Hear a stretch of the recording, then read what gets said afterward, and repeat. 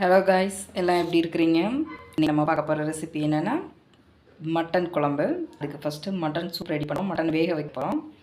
அதுக்கு ஒரு மிக்ஸி ஜாரில் ஒரு வெங்காயம், நான் சின்ன வெங்காயம் இல்லை, இது பெரிய வெங்காயம் எடுத்திருக்கேன். ஒரு சின்ன சைஸ் பெரிய வெங்காயம், கொஞ்சம் இஞ்சி, பூண்டு. இதை ஃபஸ்ட்டு கொரன்னு அடித்து எடுத்துக்கலாம். இந்தளவுக்கு நல்லா அரைச்சி எடுத்துக்கோங்க. குக்கரில் எண்ணெய் ஊற்றி சீரகம் கருவேப்பிலை போட்டு தாளிச்சிட்டு நம்ம அரைச்சி வச்ச இஞ்சி பூண்டு வெங்காயத்தோட பேஸ்ட்டை போட்டு நல்லா வதக்கி எடுத்துக்கிறணும். இந்தளவுக்கு நல்லா வதங்கினதுக்கப்புறமா நான் மட்டனை நல்லா வாஷ் பண்ணி எடுத்து வச்சுருக்கேன். இதை அதோடு சேர்த்து நல்லா வதக்கிக்கலாம் உப்பு போட்டு.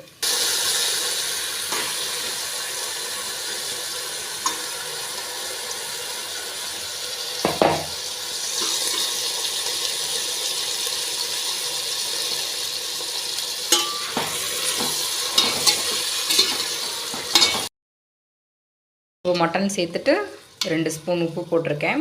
நான் எப்பயும் கொஞ்சம் உப்பு ஜாஸ்தியாக சேர்த்துப்பேன். அப்போது மட்டன் வெந்து வர்றப்போ டேஸ்ட் கரெக்டாக இருக்கும். அதுக்காக கொஞ்சம் எக்ஸ்ட்ராவாக சேர்த்துப்பேன். இந்த மட்டனில் கொஞ்சமாக மஞ்சத்தூள், கரம் மசாலா சேர்த்து போட்டு நல்லா வதக்கி எடுத்துக்கலாம். மஞ்சள் தூள், கரம் மசாலா சேர்த்து நல்லா வதக்கிடுங்க. மட்டனில் இருக்கிற அந்த பச்சை வாசனை, அந்த கவுச்சி வாசனை இதெல்லாம் போகணுன்னா மசாலா சேர்த்துட்டு நல்லா வதக்கணும். நான் எதுவுமே தண்ணி எதுவும் இப்போ வரைக்கும் சேர்க்கலை. அந்த மட்டனில் இருந்தது தான். அது ஃபுல்லாக நல்லா ட்ரை ஆகி வர்ற அளவுக்கு நல்லா வதக்கி எடுத்துக்கணும். பார்த்திங்களா, நம்ம ஊற்றின எண்ணெய் பிரிஞ்சு வர அளவுக்கு நான் வதக்கிட்டேன். இப்போ நம்ம தண்ணி ஊற்றி விசில் வச்சுக்கலாம். மட்டனில் நல்லா வதங்கினதுக்கப்புறமா இவ்வளோ அளவுக்கு தண்ணி ஊற்றிருக்கிறேன். ஏன்னா நான் பசங்களுக்கு சூப் எடுத்து கொடுப்பேன். அதுக்கப்புறம் தான் குழம்பு வைப்பேன். இந்த சூப்பும் ரொம்ப டேஸ்ட்டாக இருக்கும். இப்போ நம்ம மூடி போட்டு ஒரு 7 விசில் விடலாம். மட்டன் நல்லா வெந்துடும். வெங்காயம் நான் இந்தளவு எடுத்துருக்கிறேன். பெரிய வெங்காயம் தான் இது. இந்தளவுக்கு பெரிய வெங்காயத்தை வெட்டியாச்சு. இப்போ கடாயில் ஒரு 3 ஸ்பூனு சமையல் எண்ணெய் ஊற்றிக்கோங்க. அதில் ஒரு 1.5 ஸ்பூன் அளவு சீரகம் போட்டுக்கோங்க. 1 ஸ்பூன் சோம்பு, கொஞ்சம் மிளகு. இது லைட்டாக பொரியவும். இந்தளவு பொரிஞ்சதுக்கப்புறமா நம்ம வெட்டி வச்சா வெங்காயத்தை சேர்த்துக்கலாம்.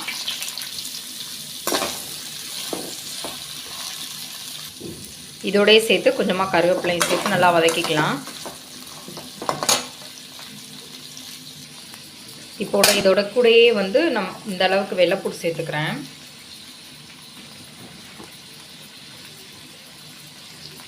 ரெண்டுமே நல்லா மீடியம் ஃப்ளேமில் வச்சு நல்லா வதக்கி எடுத்துக்கோங்க. வாசனை நல்லா வரும். எனக்கு இங்கே சின்ன வெங்காயம் கிடைக்கல, அதனால நான் பெரிய வெங்காயம் சேர்த்துருக்கேன். நம்ம ஏரியாவில் கண்டிப்பாக சின்ன வெங்காயம் இருக்கும். நீங்கள் அதை சேர்த்து பண்ணிங்கன்னா டேஸ்ட்டு நல்லாயிருக்கும். இந்த வெங்காயமும் நல்ல டேஸ்ட் இருக்குது.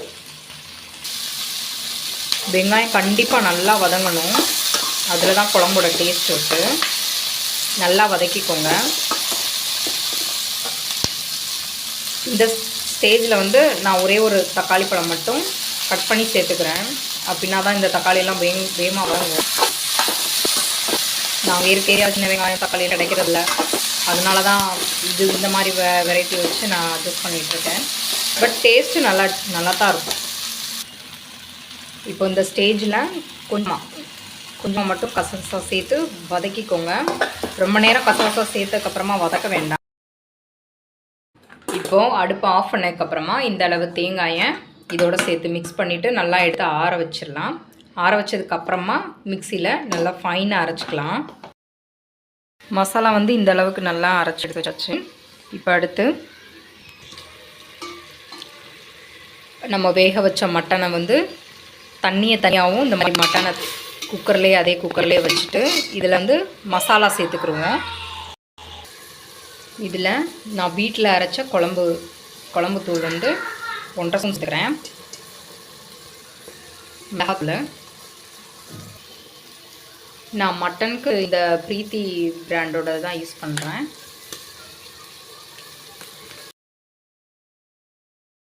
மசாலாவோடு சேர்ந்து மட்டன் நல்லா ரெடி ஆயிடுச்சு. இப்போ நம்ம அரைச்சி வச்ச மசாலாவை சேர்த்துக்கலாம்.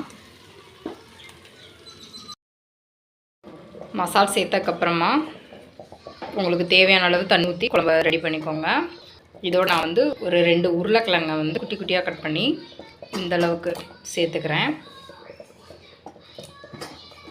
உருளைக்கிழங்கு சேர்த்தா இன்னும் நல்லாயிருக்கும்.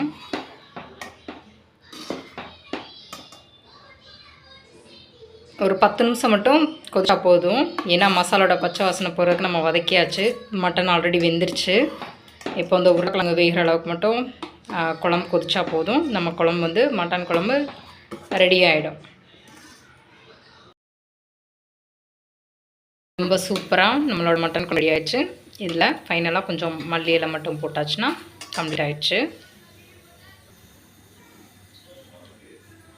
மட்டன் குழம்பு ரெடி ஆகிடுச்சு. நம்மளோட சேனலுக்கு சப்போர்ட் பண்ணுங்கள், லைக் பண்ணுங்கள். தேங்க்யூ ஸோ மச் ஃபார் வாட்சிங் மை வீடியோ. தேங்க்யூ.